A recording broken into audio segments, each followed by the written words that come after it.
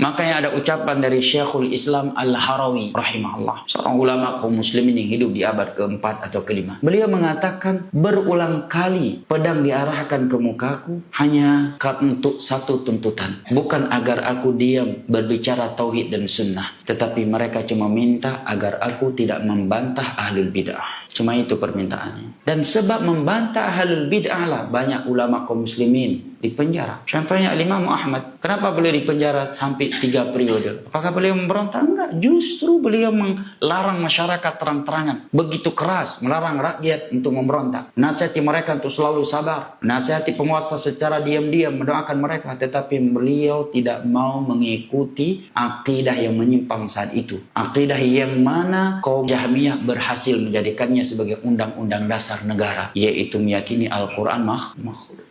Syekhul Islam Ibnul Qayyim, gurunya Imam Ibnul Qayyim, Ibnu Katsir, di penjara berulang kali. Kenapa? Karena membantah Asy'ariyah kaum Sufi. Terakhir kali beliau di penjara karena karangan beliau yang berjudul La tushaddur rihal illa ilal masajidis salasah. Judul karyanya adalah potongan hadis Nabi SAW. Tidak boleh melakukan perjalanan jauh yang memberatkan karena suatu tempat kecuali hanya 3 tempat. Masjidil Haram, Nabawi, dan Al-Masjidil Aqsa. Beliau tulis untuk menasihati kaum muslimin yang di masa itu suka melakukan perjalanan jauh hanya untuk ziarah kuburan yang dianggap kuburan para wali. Ziarah kubur wala sebelum Ramadan, ya setelah Ramadan. Maka beliau menulis tulisan ini sebagai nasihat untuk kaum muslimin. Beliau pun dipenjara karena tuntutan para ulama sufi hari itu. Dipenjara sampai meninggal dunia di Suriah. Dan beliau meninggal dunia di saat beliau sedang membaca surat Al-Qamar. Dan ketika beliau tiba di ayat Allah, Innal muttaqina fi jannatin